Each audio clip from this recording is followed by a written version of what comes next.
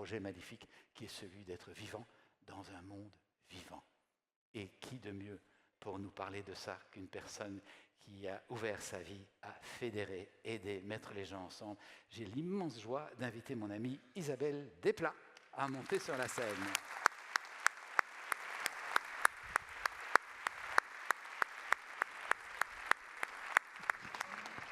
Bonjour Thomas. Bonjour Isabelle. Un petit coup de micro à gauche, un petit coup de micro à droite.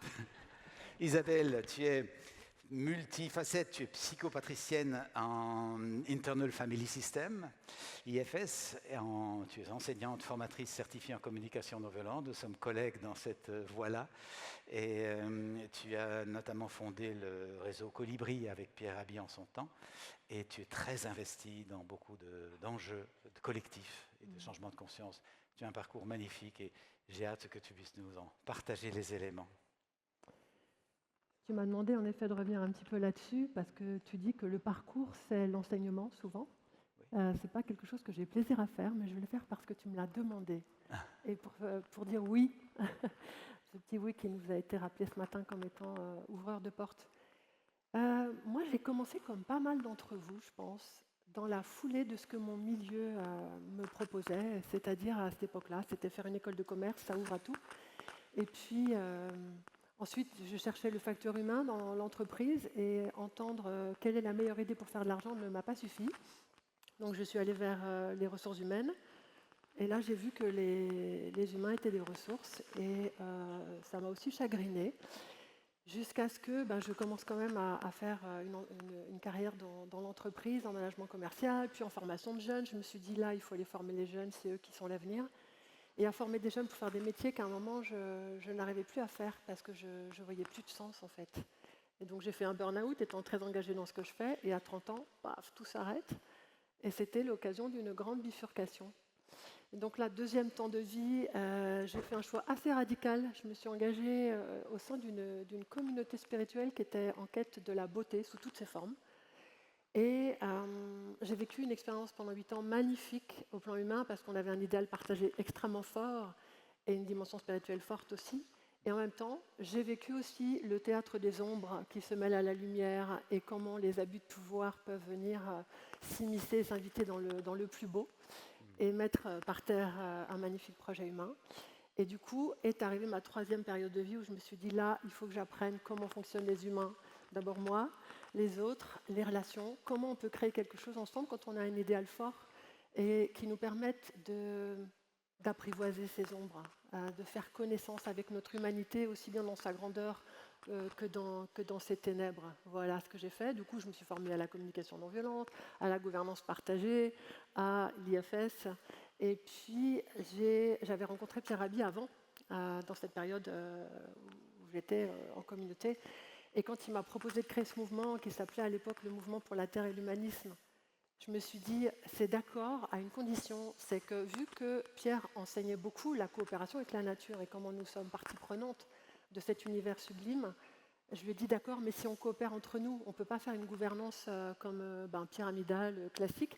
Et donc, ça a été une formidable aventure aussi, là, d'amener la communication non violente, des processus humains d'intelligence collective.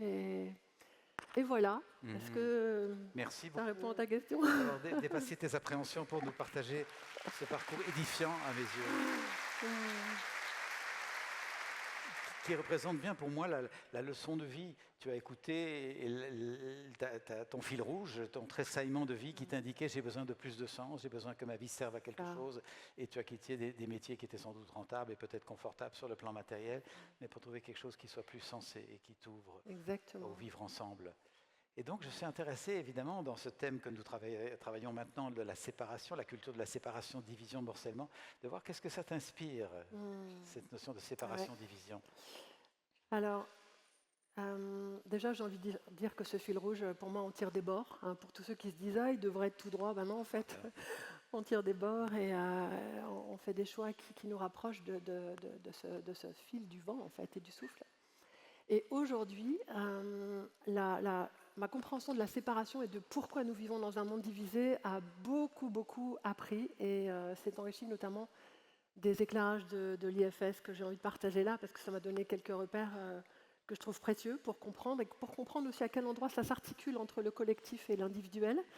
Parce qu'après avoir essayé de changer le monde extérieur, en partageant des bonnes pratiques, en essayant de réveiller les consciences ardemment et puissamment, je me rendais compte que bah oui, j'ai refait un deuxième burn-out en fait, à la fin de Colibri, et je me suis dit non, mais là c'était encore une bifurcation. Il y a quelque chose qui se joue ailleurs et qui ne va pas supposer que je m'épuise littéralement et que tous ceux qui s'engagent s'épuisent aussi. Peut-être juste un mot sur l'IFS, à moins que tu le dises. Je vais y aller là. Voilà, c'est-à-dire il y a des personnes qui ne savent pas ce que c'est. Eh bien non, j'ai vraiment beaucoup de joie en plus à présenter un peu les quelques clés de l'IFS qui m'ont été aidantes à ce moment-là. C'est-à-dire qu'à la fois, j'accompagnais des groupes, je voyais des personnes magnifiques se mobiliser, et en même temps, dans les collectifs, je voyais aussi comment les dynamiques de pouvoir, d'abus, de manipulation pouvaient avoir lieu, avec des bonnes intentions, et je me suis dit, ah, c'est quoi le truc? Et c'est la découverte, après tout ce que j'ai déjà nommé de CNV et gouvernance partagée, de l'IFS, Internal Family Systems, qui m'a donné des repères dingues. C'est-à-dire, et je vais honorer Richard Schwartz, qui est la personne qui a mis en évidence en fait, ces mécanismes. Une des premières causes de la division, c'est que nous sommes divisés à l'intérieur de nous, et qu'il y a un aspect naturel et sain de cette division, c'est que nous sommes multiples. Voilà, ça c'est le premier point. Nous sommes multiples. Tout ce qui a été montré depuis ce matin, et y compris là, à l'instant, montre que nous sommes, tantôt, on a envie de voir du monde, tantôt on a envie de solitude, tantôt on a du courage, tantôt on a envie de se recroqueviller sous sa couette, et tantôt on est de droite, tantôt on est de gauche, en tout cas c'est mon cas, et pour plein de sujets. Et cette multiplicité qui peut nous désarçonner, parce qu'à des moments on peut se dire « mais je suis complètement ambivalente, paradoxale, voire schizophrène ». Non, nous sommes naturellement multiples. Et la psyché humaine est multiple, ce n'est pas le seul à l'avoir mis en évidence. Et donc il y a en nous plusieurs personnages qui ont des visions différentes et qui sont aussi structurés sur des besoins. Alors ces besoins, évidemment, ça s'articule très très bien avec tout ce que transmet Thomas et ce que je transmets aussi avec la communication non violente. C'est que nos besoins, ils sont aussi en polarité. Deuxième élément important, c'est que nous sommes structurés sur une polarité, et tout le vivant est structuré sur une polarité. Une polarité de préservation qui va nous faire chercher la sécurité, le connu, pour être rassuré et refaire ses forces, et une polarité d'aller de l'avant, de prendre des risques et de découverte. Et cette polarité, elle crée une tension naturelle pour que, quand on va prendre des risques, on tienne quand même compte de la sécurité et qu'on ne s'enlise pas non plus dans la sécurité à jamais vouloir prendre de risques. Et là, on voit que c'est une tension naturelle, en fait, et qui est très saine. Et c'est une dynamique du vivant partout, même les plantes, elles ne poussent pas d'un coup comme ça, les entreprises non plus. Donc, c'est intéressant de voir que nous sommes structurés sur une polarité qui va se répercuter sur toutes les grandes familles de besoins, comme l'appartenance. À des moments, on a besoin d'être ensemble, puis à des moments, on a envie d'être soi, de dire sa vérité, d'être différent et d'oser sa singularité. Et donc, cette polarité-là, quand on commence à comprendre qu'elle fait partie de nous et elle fait partie de tout le monde, on peut commencer à l'embrasser largement et à se dire « Waouh, mais en fait, j'ai tout ça à l'intérieur. » Et donc, je peux aller vers la nuance. Et quand je rencontre quelqu'un, au lieu de commencer à me figer en position opposée, ce qui est quand même un mécanisme qu'on va regarder aussi juste après, c'est naturel, habituel plutôt, de vouloir prendre position pour exister. Mais en fait, juste, je peux me relier à la part de moi qui peut très bien comprendre cette personne parce que j'ai la même à l'intérieur. Et donc c'est vrai que ça m'a ouvert déjà cette multiplicité avec les polarités naturelles, quelque chose de très fort pour la relation. Le deuxième point, j'enchaîne. Bien sûr. C'est que cette polarité-là, elle peut devenir polarisation. Et c'est là le problème. Et quand on voit la société d'aujourd'hui, elle est polarisée. C'est-à-dire que, n'ayant pas conscience que nous sommes tous multiples, on va choisir un camp, puis on va le tenir. Et pourquoi on fait ça? Plein de mécanismes ont été expliqués et décrits depuis tout à l'heure magnifiquement. La raison la plus essentielle et qui appartient en fait à chaque être humain, à son histoire, c'est que nous avons vécu des histoires et des expériences douloureuses qui font qu'à un moment, certaines parts de nous, on les a mises de côté pour plus qu'elles souffrent. Et qui fait ça en nous? Des parts de nous, donc des personnages, sont vraiment des petits personnages en nous, montre Richard Schwartz, ont décidé de prendre des rôles protecteurs qui disent ça t'arrivera plus. Donc on va t'interdire certaines expériences. On va aussi te donner des croyances qui sont très utiles. Par exemple, il faut se méfier des étrangers, il faut se méfier des femmes, il faut se méfier des hommes, il ne faut pas prendre trop de risques, il faut être gentil, etc. Et donc tout ça, tout ce qui a été montré, tous ces mécanismes autobloquants, c'est magnifique de voir qu'ils font partie d'une sorte de patrimoine de la protection, des mesures de protection que nous construisons suite à des expériences douloureuses et des traumas, mais aussi que nous transmettons de génération en génération. Donc il y a tout un paquet de couches de ces mécanismes qui ne viennent pas de notre propre histoire, mais qu'on a entendu dire, donc soit nos parents, mais parfois ça remonte à des générations très très très lointaines, hein, ou bien dans la société, et on commence à adopter ces comportements en fait, qui créent des fixités, des clans, et qui nous permettent de nous définir de cette manière-là. Et ce sont véritablement des rôles que ces parties prennent. Mais carrément. Parce qu'un des bénéfices de la pratique de la communication non violente, c'est de comprendre que nous avons des parts et qu'on n'est pas fait d'un bloc. Ce que j'ai trouvé extrêmement éclairant en suivant une première année de formation avec Dirk Schwartz sur l'IFS, c'est de comprendre qu'il y a des rôles, il y a des fonctions. Et que ces fonctions peuvent effectivement nous couper de la réalité extérieure. Alors toutes ces parties de nous sont comme des petits personnages effectivement qui prennent des rôles au fur et à mesure de la vie, qui ont aussi des talents naturels, qui ont envie de s'exprimer. Et les rôles naturels de contribuer à la vie avec les talents, c'est formidable et c'est ça qui fait que nous sommes qui nous sommes. Et les rôles de protection forcée, c'est ceux-là qui vont nous causer des problèmes et notamment créer des séparations. Pourquoi ? Parce que une fois qu'une partie protectrice a décidé qu'on ne passerait pas à une certaine limite et elle a posé des interdits, par exemple, ou elle a posé des étiquettes sur autrui ou sur cette catégorie de la population, ou sur moi-même. Hein. On a plein de parts de nous, je ne sais pas si ça va vous parler, mais qui pensent qu'on n'est pas assez bien, on n'est pas digne d'être aimé, il faut vraiment faire beaucoup d'efforts pour être acceptable. Donc voilà, tout ça, en fait, ça structure un monde avec certains rôles sont des rôles forcés et qui font partie des fardeaux que nous portons tous. Le problème, c'est que qui crée le monde ? Qui crée le monde, d'après vous, chaque jour ? C'est nous, en fait. Comment créer un autre monde que celui qui est à l'intérieur ? Donc, en fait, le monde extérieur est le reflet direct de l'état d'harmonie ou de disharmonie et de cacophonie de notre monde intérieur.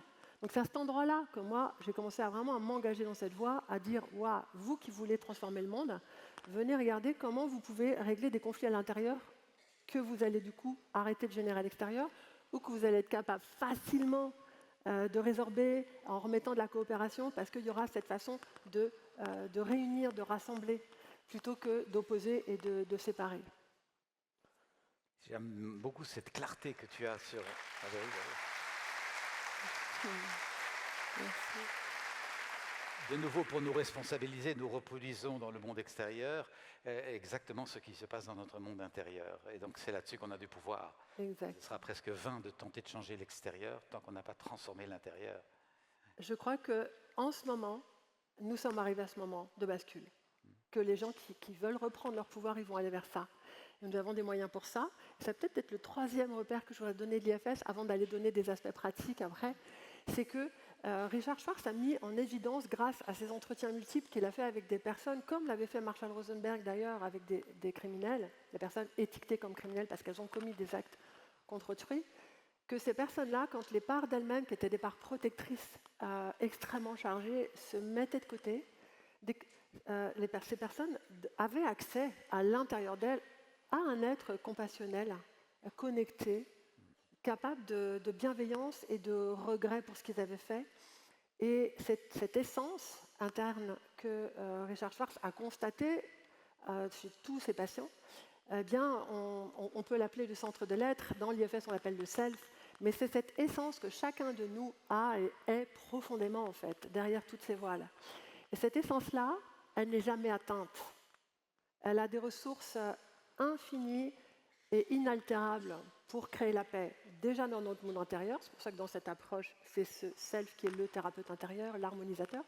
Et c'est le principe d'unité. Alors quand on parle de séparation, si on ne sait pas où trouver l'unité, c'est compliqué. Mais là, on sait que nous sommes multiples et nous avons aussi au centre de nous-mêmes quelque chose qui fait l'unité foncière, qui nous relie intégralement dans notre globalité et qui aussi, quand nous nous relions à partir de cet endroit-là avec autrui, nous pouvons faire l'unité avec l'autre et avec les autres. Voilà, ça fait des très bonnes nouvelles. Merci, Monsieur Schwartz. Et c'est sans doute ça que Christiane Singer, qu'on a déjà cité et que tu nous citeras, tu nous liras des textes juste après, évoque comme étant le noyau infracassable de moi-même. C'est ça. De cet ordre-là. C'est ça. Qui nous apprend ça ? Qui nous apprend qu'il y a une semence absolument inaltérable à l'intérieur de nous ? Et là, aujourd'hui, il y a de plus en plus de gens qui le disent. Il y a plein d'approches qui convergent pour le dire. Hein. Moi, là, justement, je ne vais pas prêcher pour une paroisse particulière. Je sais que l'IFS est un véhicule que j'ai adopté parce qu'il le met en évidence magnifiquement et de manière très simple et sans dogmatisme. Mais tellement d'approches aujourd'hui prennent conscience que tout être humain a un sanctuaire sacré à l'intérieur, où il peut se rassembler, se recueillir et trouver vraiment sa connexion avec tout le vivant et avec l'univers et avec la vie elle-même. C'est comme s'il s'agissait pour chacun de nous de remonter vraiment en amont à la source intime qui précède la pensée, les émotions, le ressenti, ce qui est vraiment tout à fait en amont de notre incarnation. C'est ça. Et ce qu'a mis en mouvement, en fait, Richard Schwartz, c'est le fait de voir que, et pour ceux qui l'ont pratiqué, vous le savez, que quand je questionne à l'intérieur, je peux entendre de qui vient la voix. Est-ce que c'est une de mes petites parts timides, timorées, qui n'osent pas, ou est-ce que c'est vraiment la voix de cette essence que je suis qui va répondre? Et c'est elle qui va m'aider à trouver mon fil rouge. Et cet être intérieur, eh bien, c'est cet être aussi qui peut dialoguer avec mes parts pour les rassurer, pour les accueillir. Et cet accueil bienveillant, inconditionnel, quand on sait l'offrir à notre monde intérieur, alors forcément il va rayonner aussi sur le monde extérieur, et c'est palpable. Et tu nous invites dans ce travail à voir que nous pouvons apprendre à maîtriser deux petites initiales qui ont un sens très différent de celui qu'on connaît d'habitude. C'est ça. Ouais. Alors, voilà. Moi, j'en conclus que concrètement, si nous cherchons des moyens concrets pour faire tout ça, il faut maîtriser l'IA. Voilà, il faut maîtriser l'IA. Et comment faire sans? Je crois qu'il y a pas mal de gens ici qui sont d'accord avec moi. Et donc, depuis ce matin, ces deux mots, de l'intention et de l'attention, ont été prononcés. Hein. Donc, maîtriser le pouvoir de l'intention et de l'attention, c'est nos deux outils de pilotage, si nous voulons justement suivre ce fil rouge. C'est-à-dire nous relier à ce qui nous anime profondément, ça c'est l'intention. Et savoir s'arrêter régulièrement en se disant mais qu'est-ce qui me fait vibrer? Qu'est-ce qui me donne de la joie? Qu'est-ce qui est vraiment moi, mon essence, et pas ce qu'on m'a demandé d'être et que je suis au début, c'est normal. Et donc mettre l'attention, c'est le deuxième mot, sur cette intention régulièrement. Et l'attention, c'est ce qui va nous aider à chérir et à nourrir ce qui nous est cher. Et quand nous donnons notre attention à quelque chose, en fait, nous lui donnons notre énergie. Donc c'est très important de vérifier ça, à quoi je donne mon attention, parce que soit je passe ma vie sur les réseaux sociaux ou à regarder les nouvelles terribles du monde, et il y en a de plus en plus, et là je vais perdre mon énergie et m'épuiser, soit je choisis de ramener mon attention vers l'endroit où j'ai du pouvoir. Et ça, c'est sûr que j'aimerais donner peut-être des petites clés. Pour moi, quand on a évoqué ça, tu faisais une clarification très intéressante entre la sphère des préoccupations, la zone de pouvoir et la zone d'influence. Exactement. Par l'époque où on est tellement criblé d'informations sur lesquelles on n'a aucun pouvoir, c'est tellement précieux de se dire là, je peux agir et j'y vais. Voilà. Nous sommes en fait sollicités en permanence par plein de nouvelles, que ce soit la guerre à nos portes, que ce soit les catastrophes climatiques ou écologiques, la perte des espèces, que ce soit... nous pouvons aussi avoir des peurs pour nos proches, pour la santé de ceux que nous aimons, et j'en passe, et le cours de la bourse pour nos économies, etc. Tout ça, imaginez que ça flotte autour de nous et que c'est dans une sphère qu'on va appeler la sphère des préoccupations. Je m'inspire de Stéphane Covey là-dessus, que vous pouvez retrouver, que je trouve très intéressant. C'est-à-dire, nous sommes entourés de plein de sujets et nous sommes maintenant bombardés en fait, de plein de sujets qui nous préoccupent. Et puis, il y a au centre de cette grande zone en fait, un endroit où il y a ce avec quoi nous sommes en contact direct dans notre vie. C'est-à-dire comment moi je me comporte avec moi-même, avec mes proches, comment je me nourris, comment je fais mes achats. Et ça, c'est ma sphère de pouvoir, en fait. Et ce que Stéphane Covey montre magnifiquement bien, c'est que selon que je vais passer mon temps, et donc passer de l'attention sur ma sphère de préoccupation prioritairement dans ma vie, alors la zone intermédiaire, qui est la zone d'influence, c'est-à-dire ce sur quoi j'ai de l'influence dans ma vie, va réduire comme peau de chagrin.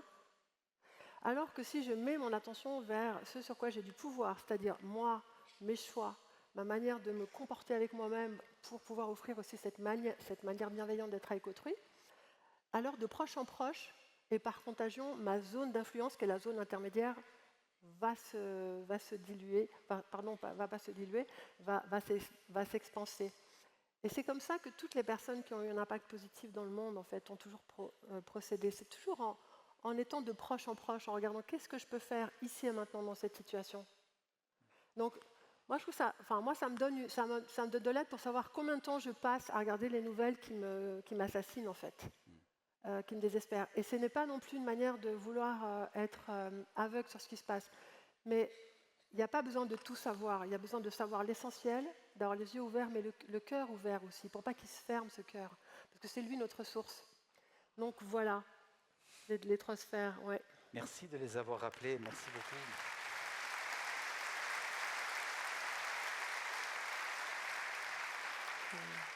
Nous arrivons doucement au bout de notre échange, mais tu m'as cité une très jolie, très très encourageante formule de Georges Didier. Ah oui. Tu peux nous la partager? Alors, parce que le but, effectivement, c'est de revenir à cet endroit où nous avons du pouvoir. Et cet endroit où nous avons du pouvoir, en fait, c'est le seul dont nous sommes pleinement responsables. Et si nous nous en occupons comme d'un jardin vraiment précieux, alors de ce jardin va pouvoir naître une source qui est notre source singulière et unique que nous avons à offrir au monde. Et je suis très inspirée par une phrase de Georges Didier, effectivement, qui dit « Chacun, chacune est porteuse d'une réponse à l'inaccompli du monde, une réponse qu'il est venu exprimer pour sa propre évolution et celle de l'univers. » Voilà. Et ça réunit vraiment le fait d'exprimer qui nous sommes pour l'offrir au monde et participer à l'évolution collective. Merci beaucoup, Isabelle. On reste ensemble un moment. Merci.